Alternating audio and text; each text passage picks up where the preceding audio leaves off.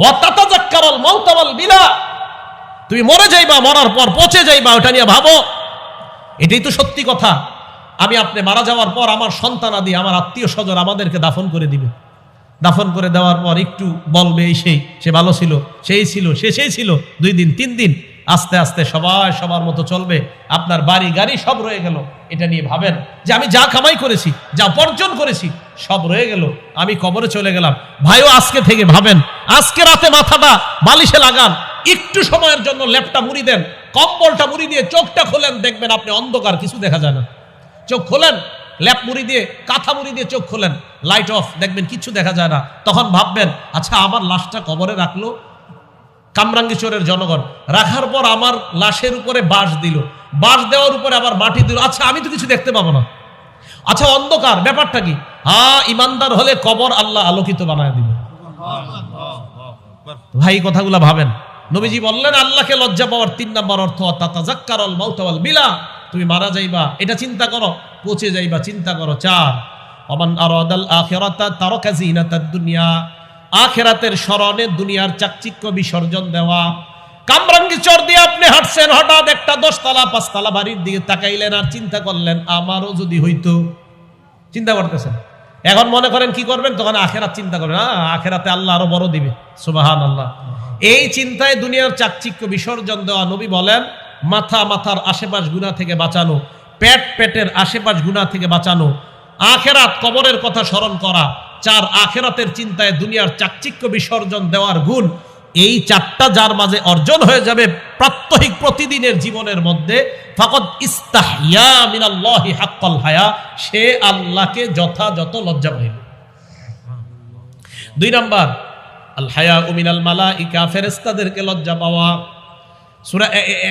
সূরা ইনফিতরের আয়াত মনে রাখবেন, ওয়া ইন্না আলাইকুম লাহাফিজিন কিরামান কাতিবিন। এই যে আমি আপনি হাঁটছি, এখন থেকে আমরা নিয়ত করব যে হাঁটতেছি। আল্লাহ বলেন ওয়া ইন্না আলাইকুম লাহাফিজিন, তোমাদের সাথে সংরক্ষণকারী ফেরেশতা আছে, কিরামান কাতিবিন, সম্মানিত লেখকগণ। আমি আপনি টেলিভিশনের দিকে তাকাইলাম, ফেরেশতা লিখে ফেলছে। আমি আপনি নারীর দিকে একবার তাকানোর পর নজর নিচের দিকে করলাম, ফেরেশতা গুনাহ লেখে নাই, আবার তাকাইলাম, লিখে ফেলছে। প্রথমবার তাকাইলাম, নিচে তাকাইলাম, লিখে নাই, আবার তাকাইলাম, লিখে ফেলছে। ইয়ালামুনা মা তাফআলুন, যা করছো করে ফেলছে। ভাবেন না আজকে থেকে ভাবনাটা, আচ্ছা আল্লাহ আমাকে দেখে, এটাও আবার আল্লাহর লেখকগণ আমার সব কর্মকাণ্ড লিখে ফেলতেছে। ইন্না লিল্লাহ, আমার হবে কি? আল্লাহ বলে কি আর হবে? 15 নম্বর পারা 2 নম্বর পৃষ্ঠা খোলো, খোলার পর এটা পড়বা যে আমি আল্লাহ কুল্লা ইনসানিন আলজামনাহু তাইরাহু ফি উনুকি, আমি তোমার গলার মধ্যে ছোট্ট একটা খাতা, মেমোরি কার্ড ঝুলিয়ে দিয়েছি। অনুখরিজু লাহু ইয়াউমাল কিয়ামাতি কিতাবা, কিয়ামতের মাঠে আমি আল্লাহ এটা খুলবো। ইয়ালকাহু মানশুরা, বান্দা ওইটাকে দেখতে পাবে খোলা অবস্থায়। দেখার পর কি হবে? আল্লাহ বলেন ওই বান্দা দেখা বলবে মালি হাযাল কিতাব লা ইগাদিরু সাগীরাতাও ওয়ালা কাবীরাতান ইল্লা আহসাহা। নাউজুবিল্লাহ, ইন্না লিল্লাহি, আমলনামার কি হলো? ছোট বড় সব দেখি এই জায়গায় লেখা আছে। আল্লাহ আমি ওই দিনই অপরাধটা করছি, এটাও লেখা এই জায়গায়। ভাইও ছাড় দেওয়া হবে না। এই জন্য আমি আপনি যা করছি সব লিপিবদ্ধ হয়ে যাচ্ছে। তবে তাফসীরের কিতাবে আজীব একটা কথা আমি পেয়েছি, প্রতিদিন আমরা যা করি রাতে এটা আল্লাহর কাছে পেশ করা হয়। সহিফা আসছে হাদিসের মধ্যে, পেশ করার পর কি তাফসীরে আসছে, সহিফা পেশ করার পর আল্লাহ প্রথম পৃষ্ঠা খোলে, ওখানে ইস্তেগফার, শেষের পৃষ্ঠা ওখানেও ইস্তেগফার, মাঝখানের গুলা আর দেখে না, আল্লাহ দিয়ে দেয়। ফেরেশতা বলে আল্লাহ লেখলাম তো এত কিছু, আর তো দেখলেন না। এটা তাফসীরের একটা বর্ণনা। এই কথা বলার পর আল্লাহর পক্ষ থেকে বলা হয় আমি তো জানি কি করেছে না করেছে। প্রথম পৃষ্ঠায় ভালো লেখা, শেষ পৃষ্ঠায় ভালো লেখা, মাঝে কিছু ভুলভ্রান্তি বান্দার হয়ে গিয়েছে, আমি আল্লাহ সব মাফ করে দিয়েছি। তো বলতেছিলাম আমার আপনার আমল নামাটা ফজরের মাধ্যমে যেন শুরু হয়, এশার মাধ্যমে যেন শেষ হয় দিনটা। কথা বুঝে আসছে? তাহলে আমাদের আমল নামায় শুরুতে ফজর, শেষে এশা হবে। হ্যাঁ, মাঝের নামাজ তো ছাড়াই যাবে না, বাকি এদিক সেদিকের ভুলগুলা আল্লাহ চাইলে মাফ করে দিবেন। তো বলতেছিলাম ফেরেশতাদেরকে লজ্জা পাওয়া। 2, 3 নাম্বার ওয়াল হায়াউ মিনান নাস, মানুষকে লজ্জা পাওয়া। আজীব একটা হাদিস শোনাই মানুষকে লজ্জা পাওয়ার। বুখারী শরীফের 7 নম্বর হাদিস। দেখেন, আমরা কি মুসলমান না অমুসলমান? সবাই বলেন মুসলমান না অমুসলমান? নবীজির কাছে বাদশাহ হিরাকিলিয়াসের একটা চিঠি গেছে, বাদশার কাছে নবীজির একটা চিঠি গেছে। চিঠির মধ্যে বাদশা হিরাক্লিয়াসকে আল্লাহ রাসূল দাওয়াত দিয়েছে ইসলামের দিকে। আদউকা বিদিআয়াতিল ইসলাম, আমি আপনাকে ইসলামের দাওয়াত দিছি। আসলিম তাসলাম, ইসলাম গ্রহণ করেন, নিরাপত্তা লাভ করবেন। যদি আপনি ইসলাম গ্রহণ না করেন, ফাইন্না আলাইকা ইসমাল আরিসিয়িন, তাহলে আপনার প্রজাদের যত গুনাহ আছে সব আপনার উপর যাবে। কমিশনার সাহেব, আপনার এলাকারে আপনি ঠিক করতে হবে। হ্যাঁ ইনশাল্লাহ, তাহলে আপনি কিন্তু ইনশাল্লাহ লিডিং দিতে পারবেন জান্নাতে যাওয়ার। ইনশাল্লাহ ইনশাল্লাহ ওনার নেতৃত্বে যদি ইনশাল্লাহ এলাকা ঠিক হয়ে যায়, কিয়ামতের মাঠে ইনশাআল্লাহ উনি উপস্থাপন করতে পারবে, আল্লাহ আমি আমার দায়িত্বের আমানত রক্ষা করেছি, এটা বলতে পারবে। এবং এই দায়িত্ব হতে পারে ওনাকে জান্নাতি বানায় দিবে, আমানত রক্ষা করা। তো দেখেন রাসূল করিম সাল্লাল্লাহু আলাইহি সাল্লামের চিঠি গেছে বাদশা হিরাক্লিয়াসের কাছে। যাওয়ার পর নবী বললেন, আমি আপনাকে ইসলামের দিয়ে আহ্বান করলাম, দাওয়াত দিলাম, ইসলামের দিকে দাওয়াত দিলাম, আপনি ইসলাম গ্রহণ করেন, আপনি নিরাপত্তা লাভ করবেন। আপনার যদি ইসলাম গ্রহণ করতে না পারেন, আপনি যদি না করেন, আপনার দেখা দেখি আপনার প্রজারাও ইসলাম গ্রহণ করবে না, তাদের গুনাহ কিন্তু আপনার উপর বর্তাবে যদি তারা আপনার উপর অনুসরণ করে গুনাহ করে। তো এই কথা বলার পর বাদশা হিরাক্লিয়াস চিঠি পড়ার পর বলল, আচ্ছা এই জায়গায় কি মক্কার কেউ আছে যাদেরকে এই নবীর ব্যাপারে কিছু জিজ্ঞাসা করা যায়? হ্যাঁ বাদশা, আবু সুফিয়ান নামে এক ব্যবসায়ী এই এলাকায় আসছে, আপনি বললে তাকে ডাকতে পারি। কয় ডাকো। এই জায়গাটা মন দিয়ে শোনেন, আবু সুফিয়ান রাদিয়াল্লাহু তাআলা আন তখনও মুসলমান হয় নাই। আবু সুফিয়ান রাদিয়াল্লাহু তাআলা আনহুকে ডাকছে, সামনে বসাইছে আবু সুফিয়ানকে, পিছনে ওনার সব সাথী যারা আছে তাদেরকে, সবাই কাফের, সবাই কাফের। বাদশাহ দুভাষী একজন, যেই ব্যক্তি আরবিও বুঝে বাদশার ভাষাও বুঝে। বাদশাহ তাকে বলল, তাকে বলো আমি যা যা বলবো সব যেন সত্য কথা বলে। এবার বাদশাহ তাকে বলল, তাকে বলো আমি তাকে কোনো প্রশ্ন করলে ফাইন কাযাবানি, আবু সুফিয়ান যদি মিথ্যা বলে। আবার বলছি, বাদশাহ বলতেছে তাকে বলো এই আবু সুফিয়ানকে নবীর ব্যাপারে যা বলবো যদি মিথ্যা বলে, কাযযিবুহু, পিছনে যারা আছে তারা যেন সাথে সাথে বলে এই তুমি মিথ্যা বলছো। উনি মিথ্যা বললে পিছনে সবাই বলবে এই তুমি মিথ্যা বলছো। তো আবু সুফিয়ান কয়, এই কথা বলার পর ভাই এই জায়গাটা স্বর্ণ অক্ষরে লিখে রাখার মতো, কয় লাউলাল হায়া, লাউলাল হায়া, লাউলাল হায়া মিন আইয়াসিরু আলাইয়া কাযিবান লা কাযাবতু আনহু। আমার ভিতরে এত লজ্জা কাজ করলো, ছি ছি ছি, মুহাম্মদের নামে যদি একটা মিথ্যা বলি মক্কায় যাওয়ার পর আমার পিছে যারা আছে আজকে হয়তো কিছু বলবে না, আমি লিডার দেখা, তখন আমাকে বলবে আবু সুফিয়ান তুমি মুহাম্মদের নামে, তখনও তো তারা মুসলমান না তাই মুহাম্মদ বলছে, মুহাম্মদের নামে তুমি ওই দিন কিভাবে মিথ্যা কথাটা বললা? আবু সুফিয়ান একজন কাফের, তখনও মুসলমান হয় না।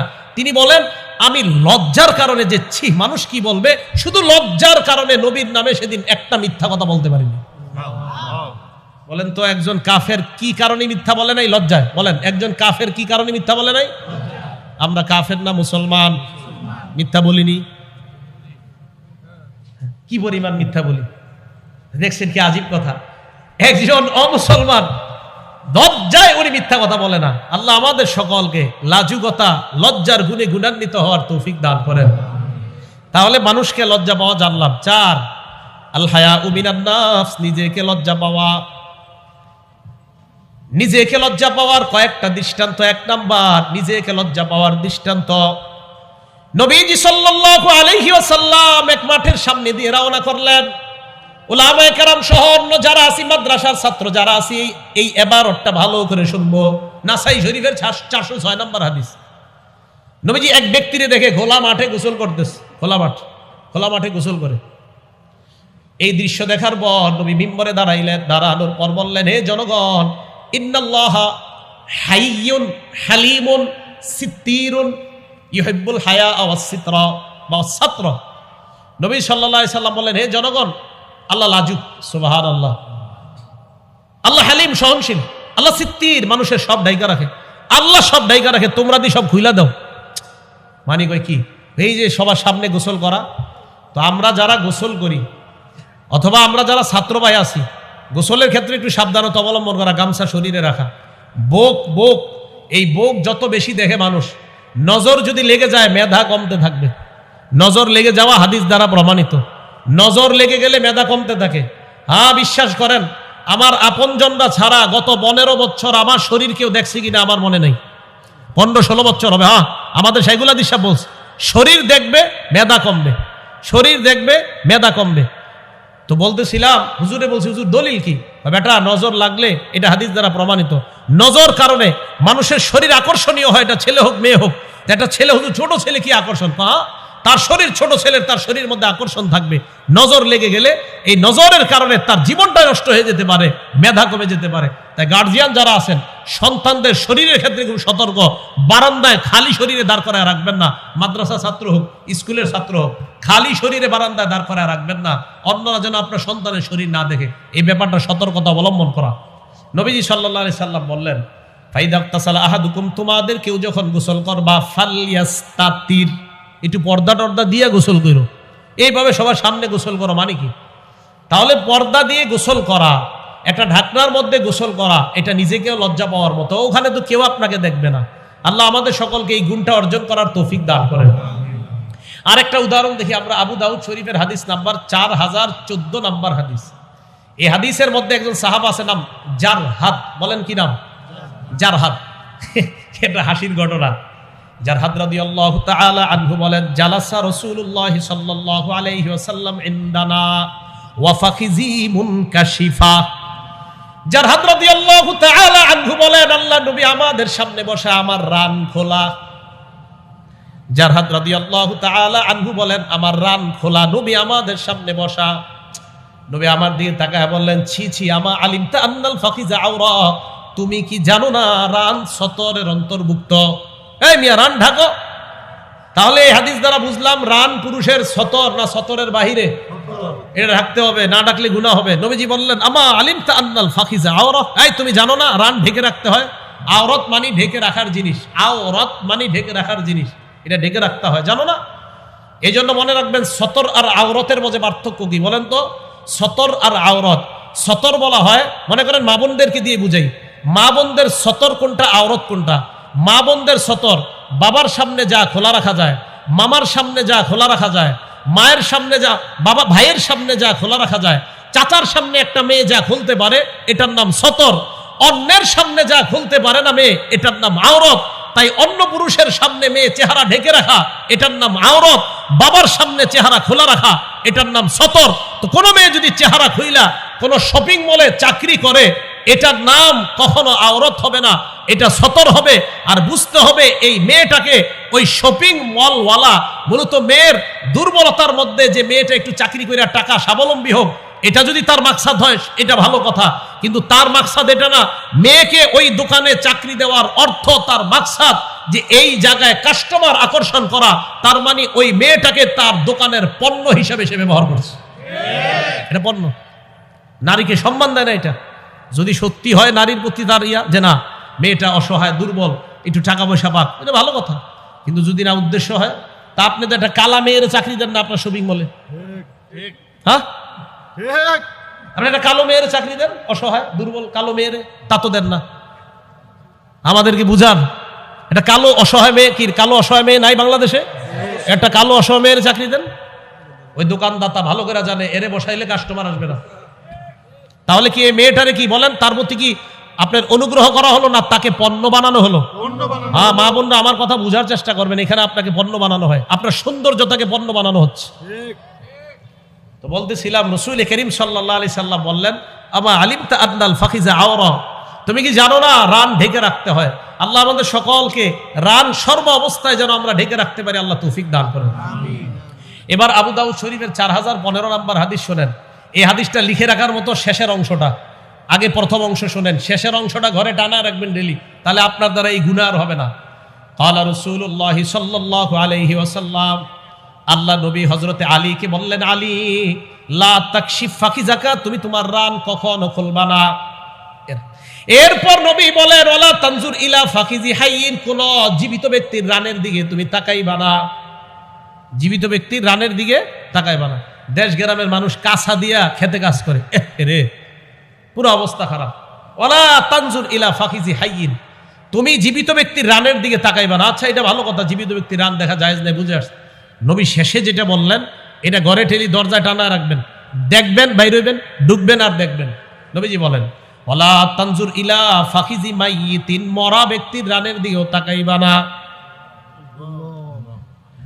মরা ব্যক্তির রান দেখতে আল্লাহ নবী নিষেধ করলেন। তাহলে বলেন আমাদের সমাজে যারা জীবিত ব্যক্তি তারা যদি রান দেখায় এটা কি নির্লজ্জতা কিনা?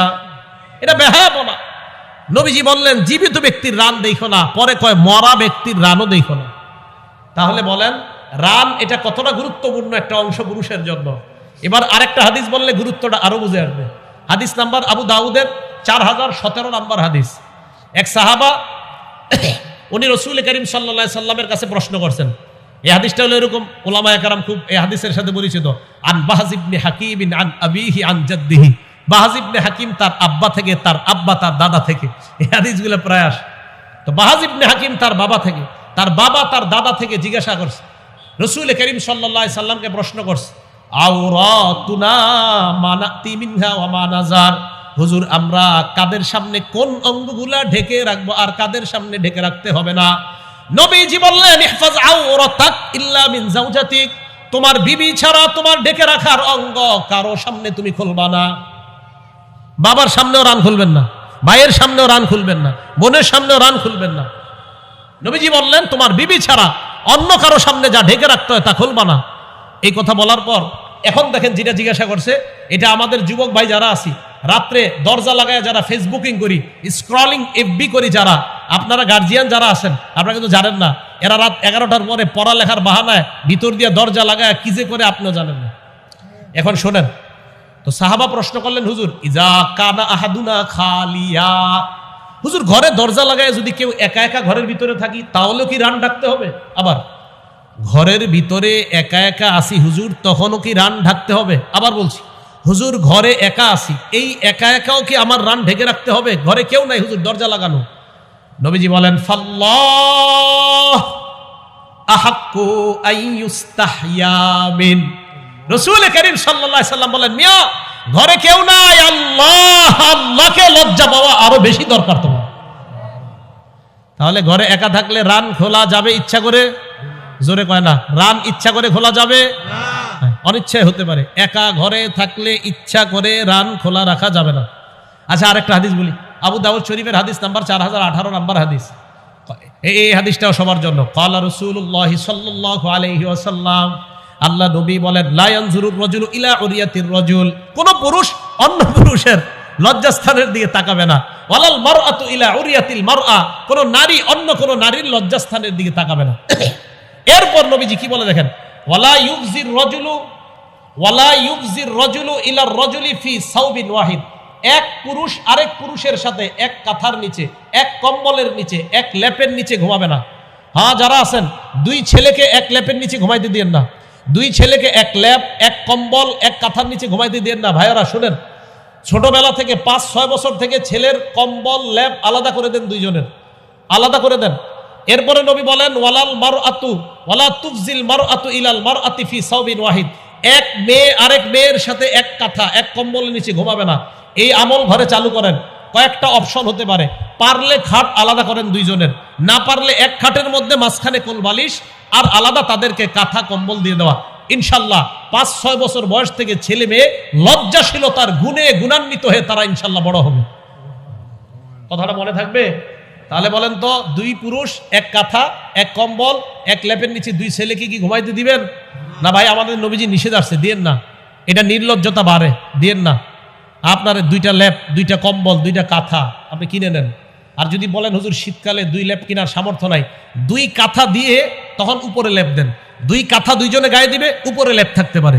2 কাঁথা 2 ছেলে গায়ে দিবে, উপরে লেপ থাকবে দুজনের উপরে, এটা হতে পারে। এটা রাসূলের এই হাদিসটা পালন করার চেষ্টা করব, তাহলে নির্লজ্জতা থেকে বাঁচতে পারবো, বেহায়াপনা থেকে বাঁচতে পারবো, লজ্জাশীলতার গুণে গুণান্বিত হতে পারবো।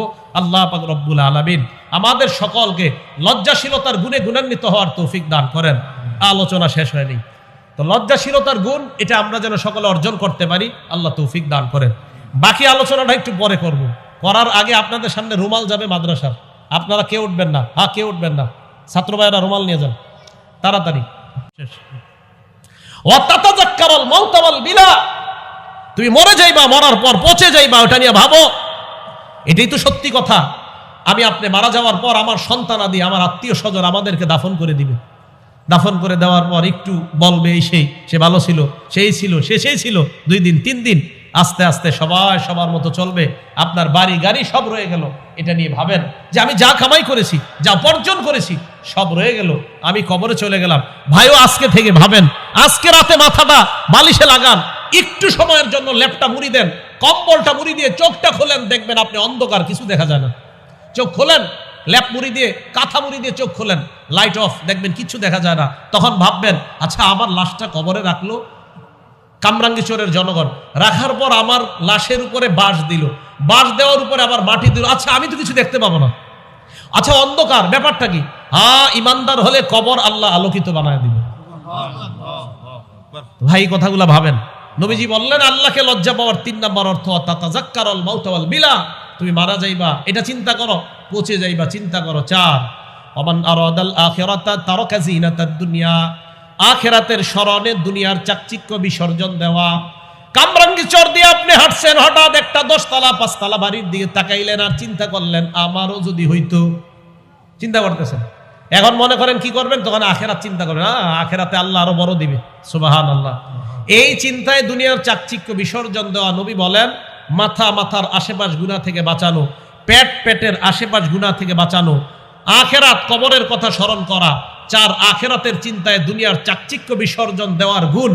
এই 4টা যার মাঝে অর্জন হয়ে যাবে প্রাত্যহিক প্রতিদিনের জীবনের মধ্যে, ফাকাদ ইস্তাহইয়া মিনাল্লাহি হাক্কাল হায়া, সে আল্লাহকে যথাযথ লজ্জা পাইবে। 2 নাম্বার আল হায়া মিনাল মালাইকা, ফেরেশতাদেরকে লজ্জা পাওয়া। সূরা ইনফিতরের আয়াত মনে রাখবেন, ওয়া ইন্না আলাইকুম লাহাফিজিন কিরামান কাতিবিন। এই যে আমি আপনি হাঁটছি, এখন থেকে আমরা নিয়ত করব যে হাঁটতেছি। আল্লাহ বলেন ওয়া ইন্না আলাইকুম লাহাফিজিন, তোমাদের সাথে সংরক্ষণকারী ফেরেশতা আছে, কিরামান কাতিবিন, সম্মানিত লেখকগণ। আমি আপনি টেলিভিশনের দিকে তাকাইলাম, ফেরেশতা লিখে ফেলছে।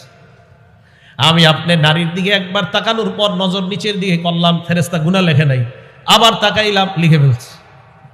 প্রথমবার তাকাইলাম, নিচে তাকাইলাম, লিখে নাই। আবার তাকাইলাম, লিখে ফেলছে। ইয়ালামুনা মা তাফআলুন, যা করছো করে ফেলছে। ভাবেন না আজকে থেকে ভাবনাটা, আচ্ছা আল্লাহ আমাকে দেখে, এটাও আবার আল্লাহর লেখকগণ আমার সব কর্মকাণ্ড লিখে ফেলতেছে। ইন্না লিল্লাহ, আমার হবে কি? আল্লাহ বলে কি আর হবে? 15 নাম্বার পারা 2 নাম্বার পৃষ্ঠা খোলো, খোলার পর এটা পড়বা যে আমি আল্লাহ কুল্লা ইনসানিন আলজামনাহু তাইরাহু ফি উনুকি, আমি তোমার গলার মধ্যে ছোট্ট একটা খাতা মেমোরি কার্ড ঝুলিয়ে দিয়েছি। অনুখরিজু লাহু ইয়াউমাল কিয়ামাতি কিতাবা, কিয়ামতের মাঠে আমি আল্লাহ এটা খুলবো। ইয়ালকাহু মানশুরা, বান্দা ওইটাকে দেখতে পাবে খোলা অবস্থায়। দেখার পর কি হবে? আল্লাহ বলেন ওই বান্দা দেখা বলবে মালি হাযাল কিতাব লা ইগাদিরু সাগীরাতাও ওয়ালা কাবীরাতান ইল্লা আহসাহা, নাউজুবিল্লাহ, ইন্না লিল্লাহি। আমলনামার কি হলো? ছোট বড় সব দেখি এই জায়গায় লেখা আছে। আল্লাহ আমি ওই দিনই অপরাধটা করছি, এটাও লেখা এই জায়গায়। ভাইও ছাড় দেওয়া হবে না। এই জন্য আমি আপনি যা করছি সব লিপিবদ্ধ হয়ে যাচ্ছে। তবে তাফসীরের কিতাবে আজীব একটা কথা আমি পেয়েছি, প্রতিদিন আমরা যা করি রাতে এটা আল্লাহর কাছে পেশ করা হয়। সহিফা আসছে হাদিসের মধ্যে, পেশ করার পর কি তাফসীরে আসছে, সহিফা পেশ করার পর আল্লাহ প্রথম পৃষ্ঠা খোলে, ওখানে ইস্তেগফার, শেষের পৃষ্ঠা ওখানেও ইস্তেগফার, মাঝখানের গুলা আর দেখে না, আল্লাহ দিয়ে দেয়। ফেরেশতা বলে আল্লাহ লেখলাম তো এত কিছু, আর তো দেখলেন না। এটা তাফসীরের একটা বর্ণনা। এই কথা বলার পর আল্লাহর পক্ষ থেকে বলা হয় আমি তো জানি কি করেছে না করেছে। প্রথম পৃষ্ঠায় ভালো লেখা, শেষ পৃষ্ঠায় ভালো লেখা, মাঝে কিছু ভুলভ্রান্তি বান্দার হয়ে গিয়েছে, আমি আল্লাহ সব মাফ করে দিয়েছি। তো বলতেছিলাম আমার আপনার আমল নামাটা ফজরের মাধ্যমে যেন শুরু হয়, এশার মাধ্যমে যেন শেষ হয় দিনটা। কথা বুঝে আসছে? তাহলে আমাদের আমল নামায় শুরুতে ফজর, শেষে এশা হবে। হ্যাঁ, মাঝের নামাজ তো ছাড়াই যাবে না, বাকি এদিক সেদিকের ভুলগুলা আল্লাহ চাইলে মাফ করে দিবেন। তো বলতেছিলাম ফেরেশতাদেরকে লজ্জা পাওয়া। 2 3 নাম্বার আল হায়াউ মিনান নাস, মানুষকে লজ্জা পাওয়া। আজীব একটা হাদিস শোনাই মানুষকে লজ্জা পাওয়ার। বুখারী শরীফের 7 নাম্বার হাদিস। দেখেন আমরা কি মুসলমান না অমুসলমান? সবাই বলেন মুসলমান না অমুসলমান? নবীজির কাছে বাদশাহ হিরাকিলিয়াসের একটা চিঠি গেছে, বাদশার কাছে নবীজির একটা চিঠি গেছে। চিঠির মধ্যে বাদশাহ হিরাকিলিয়াসকে আল্লাহ রাসূল দাওয়াত দিয়েছে ইসলামের দিকে। আদউকা বিদিআয়াতিল ইসলাম, আমি আপনাকে ইসলামের দাওয়াত দিছি। আসলিম তাসলাম, ইসলাম গ্রহণ করেন, নিরাপত্তা লাভ করবেন। যদি আপনি ইসলাম গ্রহণ না করেন ফা ইন্না আলাইকা ইসমাল আরিসিয়িন, তাহলে আপনার প্রজাদের যত গুনাহ আছে সব আপনার উপর যাবে। কমিশনার সাহেব, আপনার এলাকারে আপনি ঠিক করতে হবে। হ্যাঁ ইনশাল্লাহ। তাহলে আপনি কিন্তু ইনশাল্লাহ লিডিং দিতে পারবেন জান্নাতে যাওয়ার, ইনশাল্লাহ ইনশাল্লাহ। ওনার নেতৃত্বে যদি ইনশাল্লাহ এলাকা ঠিক হয়ে যায়, কিয়ামতের মাঠে ইনশাআল্লাহ উনি উপস্থাপন করতে পারবে, আল্লাহ আমি আমার দায়িত্বের আমানত রক্ষা করেছি, এটা বলতে পারবে। এবং এই দায়িত্ব হতে পারে ওনাকে জান্নাতি বানায় দিবে, আমানত রক্ষা করা।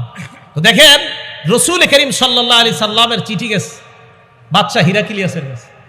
যাওয়ার পর নবী বললেন, আমি আপনাকে ইসলামের দিয়ে আহ্বান করলাম, দাওয়াত দিলাম, ইসলামের দিকে দাওয়াত দিলাম, আপনি ইসলাম গ্রহণ করেন, আপনি নিরাপত্তা লাভ করবেন। আপনার যদি ইসলাম গ্রহণ করতে না পারেন, আপনি যদি না করেন, আপনার দেখা দেখি আপনার প্রজারাও ইসলাম গ্রহণ করবে না, তাদের গুনাহ কিন্তু আপনার উপর বর্তাবে যদি তারা আপনার উপর অনুসরণ করে গুনাহ করে। তো এই কথা বলার পর বাদশা হিরাক্লিয়াস চিঠি পড়ার পর বলল, আচ্ছা এই জায়গায় কি মক্কার কেউ আছে যাদেরকে এই নবীর ব্যাপারে কিছু জিজ্ঞাসা করা যায়? হ্যাঁ বাদশা, আবু সুফিয়ান নামে এক ব্যবসায়ী এই এলাকায় আসছে, আপনি বললে তাকে ডাকতে পারি। কয় ডাকো। এই জায়গাটা মন দিয়ে শোনেন, আবু সুফিয়ান রাদিয়াল্লাহু তাআলা আন তখনও মুসলমান হয় নাই। আবু সুফিয়ান রাদিয়াল্লাহু তাআলা আনহুকে ডাকছে, সামনে বসাইছে আবু সুফিয়ানকে, পিছনে ওনার সব সাথী যারা আছে তাদেরকে, সবাই কাফের, সবাই কাফের। বাদশা দুভাষী একজন, যেই ব্যক্তি আরবিও বুঝে বাদশার ভাষাও বুঝে, বাদশা তাকে বলল, তাকে বলো আমি যা যা বলবো সব যেন সত্য কথা বলে। এবার বাদশা তাকে বলল, তাকে বলো আমি তাকে কোনো প্রশ্ন করলে ফাইন কাযাবানি, আবু সুফিয়ান যদি মিথ্যা বলে। আবার বলছি, বাদশা বলতেছে তাকে বলো এই আবু সুফিয়ানকে নবীর ব্যাপারে যা বলবো যদি মিথ্যা বলে, কাযযিবুহু, পিছনে যারা আছে তারা যেন সাথে সাথে বলে এই তুমি মিথ্যা বলছো। উনি মিথ্যা বললে পিছনে সবাই বলবে এই তুমি মিথ্যা বলছো। তো আবু সুফিয়ান কয়, এই কথা বলার পর ভাই এই জায়গাটা স্বর্ণ অক্ষরে লিখে রাখার মতো, কয় লাউলাল হায়া, লাউলাল হায়া, লাউলাল হায়া মিন আইয়াসিরু আলাইয়া কাযিবান লা কাযাবতু আনহু, আমার ভিতরে এত লজ্জা কাজ করলো, ছি ছি ছি, মুহাম্মদের নামে যদি একটা মিথ্যা বলি মক্কায় যাওয়ার পর আমার পিছে যারা আছে আজকে হয়তো কিছু বলবে না, আমি লিডার দেখা, তখন আমাকে বলবে আবু সুফিয়ান তুমি মুহাম্মদের নামে, তখনও তো তারা মুসলমান না তাই মুহাম্মদ বলছে, মুহাম্মদের নামে তুমি ওই দিন কিভাবে মিথ্যা কথাটা বললা? আবু সুফিয়ান একজন কাফের, তখনও মুসলমান হয় না, তিনি বলেন আমি লজ্জার কারণে যে ছি মানুষ কি বলবে, শুধু লজ্জার কারণে নবীর নামে সেদিন একটা মিথ্যা কথা বলতে পারিনি। বলেন তো একজন কাফের কি কারণে মিথ্যা বলে নাই? লজ্জায়। বলেন একজন কাফের কি কারণে মিথ্যা বলে নাই? আমরা কাফের না মুসলমান, মিথ্যা বলিনি, কি পরিমাণ মিথ্যা বলি দেখছেন, কি আজীব কথা। একজন অমুসলমান লজ্জায় উনি মিথ্যা কথা বলে না। আল্লাহ আমাদের সকলকে লাজুকতা লজ্জার গুণে গুণান্বিত হওয়ার তৌফিক দান করেন। তাহলে মানুষকে লজ্জা পাওয়া জানলাম। 4 আল হায়াউ মিনান নাফস, নিজেকে লজ্জা পাওয়া।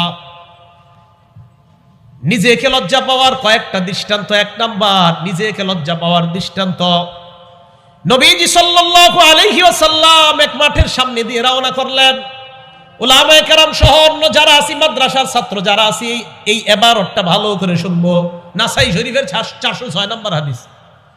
নবীজি এক ব্যক্তিরে দেখে খোলা মাঠে গোসল করতেছে, খোলা মাঠে গোসল করে। এই দৃশ্য দেখার পর নবী মিম্বরে দাঁড়াইলেন, দাঁড়ানোর পর বললেন, হে জনগণ, ইন্নাল্লাহা হাইয়ুন হালিমুন সিত্তিরুন ইউহিব্বুল হায়া ওয়াস সিতরা ওয়াস সাতর। নবী সাল্লাল্লাহু আলাইহি সাল্লাম বললেন, হে জনগণ, আল্লাহ লাজুক, সুবহানাল্লাহ, আল্লাহ হালিম সহনশীল, আল্লাহ সিত্তির, মানুষের সব ঢাইকা রাখে, আল্লাহ সব ঢাইকা রাখে, তোমরা দি সব খুইলা দাও। মানে কই কি, এই যে সবার সামনে গোসল করা। তো আমরা যারা গোসল করি অথবা আমরা যারা ছাত্র ভাই আছি, গোসলের ক্ষেত্রে একটু সাবধানতা অবলম্বন করা, গামছা শরীরে রাখা। বোক এই বোক যত বেশি দেখে মানুষ, নজর যদি লেগে যায় মেধা কমতে থাকবে। নজর লেগে যাওয়া হাদিস দ্বারা প্রমাণিত। নজর লেগে গেলে মেধা কমতে থাকে। হ্যাঁ বিশ্বাস করেন, আমার আপনজনরা ছাড়া গত 15 বছর আমার শরীর কেউ দেখছে কিনা আমার মনে নেই। 15-16 বছর হবে। হ্যাঁ, আমাদের সাইগুলা দিশা বলছে, শরীর দেখবে মেধা কমবে, শরীর দেখবে মেধা কমবে। তো বলতেছিলাম, হুজুরে বলছি, হুজুর দলিল কি? বেটা নজর লাগলে এটা হাদিস দ্বারা প্রমাণিত। নজর কারণে মানুষের শরীর আকর্ষণীয় হয়, এটা ছেলে হোক মেয়ে হোক। একটা ছেলে হুজুর ছোট ছেলে কি আকর্ষণ, হ্যাঁ তার শরীর, ছোট ছেলের তার শরীরের মধ্যে আকর্ষণ থাকবে, নজর লেগে গেলে এই নজরের কারণে তার জীবনটা নষ্ট হয়ে যেতে পারে, মেধা কমে যেতে পারে। তাই গার্জিয়ান যারা আছেন সন্তানদের শরীরের ক্ষেত্রে খুব সতর্ক। বারান্দায় খালি শরীরে দাঁড় করায় রাখবেন না, মাদ্রাসা ছাত্র হোক, স্কুলের ছাত্র হোক, খালি শরীরে বারান্দায় দাঁড় করায় রাখবেন না, অন্যরা যেন আপনার সন্তানের শরীর না দেখে। এই ব্যাপারটা সতর্কতা অবলম্বন করা। নবীজি সাল্লাল্লাহু আলাইহি সাল্লাম বললেন, ফাইদা তাসালা আহাদুকুম, তোমাদের কেউ যখন গোসল করবা, ফালইয়াস্তাতির, একটু পর্দা টর্দা দিয়ে গোসল করো। এইভাবে সবার সামনে গোসল করো মানে কি? তাহলে পর্দা দিয়ে গোসল করা, একটা ঢাকনার মধ্যে গোসল করা, এটা নিজেকেও লজ্জা পাওয়ার মতো। ওখানে তো কেউ আপনাকে দেখবে না। আল্লাহ আমাদের সকলকে এই গুণটা অর্জন করার তৌফিক দান করেন। আরেকটা উদাহরণ দেখি আমরা, আবু দাউদ শরীফের হাদিস নাম্বার 4014 নাম্বার হাদিস। এই হাদিসের মধ্যে একজন সাহাবা আছে, নাম জারহাদ। বলেন কি নাম? জারহাদ। এটা হাসির ঘটনা। জারহাদ রাদিয়াল্লাহু তাআলা আনহু বলেন, জালাসা রাসূলুল্লাহ সাল্লাল্লাহু আলাইহি ওয়াসাল্লাম ইনদানা ওয়া ফাখিজি মুনকাশিফা। জারহাদ রাদিয়াল্লাহু তাআলা আনহু বলেন, আল্লাহর নবী আমাদের সামনে বসা, আমার রান খোলা। জারহাদ রাদিয়াল্লাহু তাআলা আনহু বলেন, আমার রান খোলা, নবী আমাদের সামনে বসা। নবী আমার দিকে তাকায় বললেন, ছি ছি, আমা আলিমতা আন্নাল ফাখিজা আওরা, তুমি কি জানো না রান সতরের অন্তর্ভুক্ত? এই মিয়া, রান ঢাকো। তাহলে এই হাদিস দ্বারা বুঝলাম রান পুরুষের সতর না সতরের বাহিরে, এটা ঢাকতে হবে, না ডাকলে গুনাহ হবে। নবীজি বললেন, আমা আলিমতা আন্নাল ফাখিজা আওরা, এই তুমি জানো না রান ঢেকে রাখতে হয়? আওরাত মানে ঢেকে রাখার জিনিস, আওরাত মানে ঢেকে রাখার জিনিস, এটা ঢেকে রাখতে হয়, জানো না? এই জন্য মনে রাখবেন, সতর আর আওরাতের মধ্যে পার্থক্য কি বলেন তো? সতর আর আওরাত, সতর বলা হয়, মনে করেন মা বোনদেরকে দিয়ে বুঝাই, মা বোনদের সতর কোনটা, আওরাত কোনটা? মা বোনদের সতর বাবার সামনে যা খোলা রাখা যায়, মামার সামনে যা খোলা রাখা যায়, মায়ের সামনে যা, বাবা ভাইয়ের সামনে যা খোলা রাখা যায়, চাচার সামনে একটা মেয়ে যা খুলতে পারে এটার নাম সতর। অন্যের সামনে যা খুলতে পারে না মেয়ে, এটার নাম আওরাত। তাই অন্য পুরুষের সামনে মেয়ে চেহারা ঢেকে রাখা, এটার নাম আওরাত। বাবার সামনে চেহারা খোলা রাখা, এটার নাম সতর। তো কোনো মেয়ে যদি চেহারা খুইলা কোনো শপিং মলে চাকরি করে, এটার নাম কখনো আওরাত হবে না, এটা সতর হবে।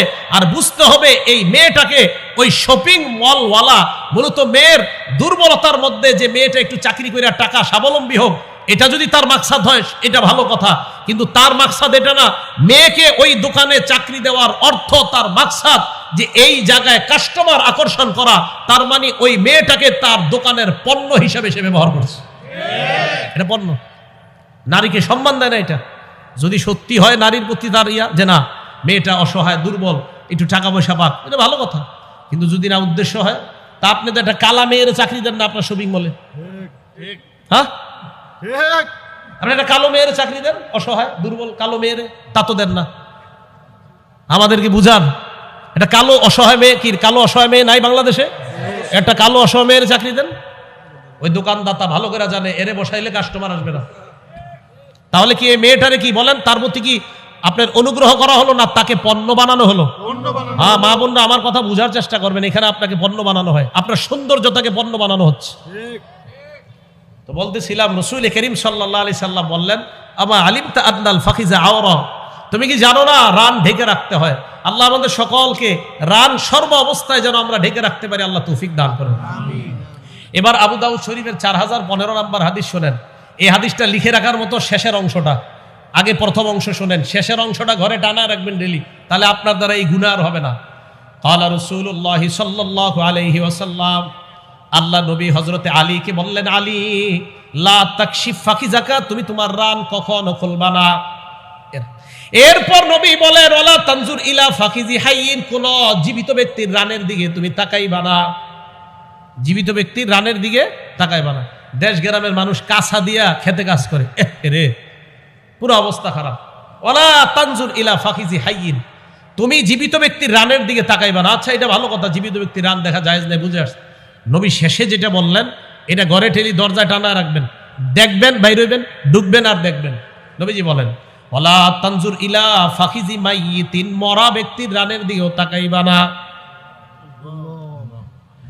মরা ব্যক্তির রান দেখতে আল্লাহ নবী নিষেধ করলেন। তাহলে বলেন, আমাদের সমাজে যারা জীবিত ব্যক্তি, তারা যদি রান দেখায়, এটা কি নির্লজ্জতা কিনা? এটা বেহায়াপনা। নবীজি বললেন, জীবিত ব্যক্তির রান দেখো না, পরে কয় মরা ব্যক্তির রানও দেখো না। তাহলে বলেন রান এটা কতটা গুরুত্বপূর্ণ একটা অংশ পুরুষের জন্য। এবার আরেকটা হাদিস বললে গুরুত্বটা আরো বুঝে আসবে। হাদিস নাম্বার আবু দাউদের 4017 নাম্বার হাদিস। এক সাহাবা উনি রাসূল করিম সাল্লাল্লাহু আলাইহি সাল্লামের কাছে প্রশ্ন করছেন। এই হাদিসটা হলো এরকম, উলামায়ে কেরাম খুব এই হাদিসের সাথে পরিচিত। আন বাহজ ইবনে হাকিম আন আবিহি আন জাদ্দিহি, বাহজ ইবনে হাকিম তার আব্বা থেকে, তার আব্বা তার দাদা থেকে। এই হাদিসগুলো প্রায় আসে। তো বাহজ ইবনে হাকিম তার বাবা থেকে, তার বাবা তার দাদা থেকে জিজ্ঞাসা করছে, রাসূল করিম সাল্লাল্লাহু আলাইহি সাল্লামকে প্রশ্ন করছে, আওরাতুনা মানাতি মিনহা ওয়া মা নাজার, হুজুর আমরা কাদের সামনে কোন অঙ্গগুলা ঢেকে রাখবো আর কাদের সামনে ঢেকে রাখতে হবে না? নবীজি বললেন, ইহফাজ আওরাতাক ইল্লা মিন যাওজাতিক, তোমার বিবি ছাড়া তোমার ঢেকে রাখার অঙ্গ কারো সামনে তুমি খুলবা না। বাবার সামনেও রান খুলবেন না, ভাইয়ের সামনেও রান খুলবেন না, বোনের সামনেও রান খুলবেন না। নবীজি বললেন তোমার বিবি ছাড়া অন্য কারো সামনে যা ঢেকে রাখতে হয় তা খুলবা না। এই কথা বলার পর এখন দেখেন যেটা জিজ্ঞাসা করছে, এটা আমাদের যুবক ভাই যারা আছি, রাত্রে দরজা লাগায় যারা ফেসবুকিং করি, স্ক্রলিং এফবি করি যারা, আপনারা গার্জিয়ান যারা আছেন আপনারা কিন্তু জানেন না, এরা রাত 11টার পরে পড়ালেখার বাহানায় ভিতর দিয়ে দরজা লাগায় কি যে করে আপনিও জানেন না। এখন শোনেন, তো সাহাবা প্রশ্ন করলেন, হুজুর ইজা কানা আহাদুনা খালিয়া, হুজুর ঘরে দরজা লাগায় যদি কেউ একা একা ঘরের ভিতরে থাকি তাহলেও কি রান ডাকতে হবে? আবার ঘরের ভিতরে একা একা আসি হুজুর, তখনও কি রান ঢাকতে হবে? আবার বলছি, হুজুর ঘরে একা আসি, এই একা একাও কি আমার রান ঢেকে রাখতে হবে? ঘরে কেউ নাই হুজুর, দরজা লাগানো। নবীজি বলেন, ফাল্লাহ আহাক্কু আইয়ুস্তাহইয়া মিন, রাসূল করিম সাল্লাল্লাহু আলাইহি সাল্লাম বলেন, মিয়া ঘরে কেউ নাই, আল্লাহকে লজ্জা পাওয়া আরো বেশি দরকার তোমার।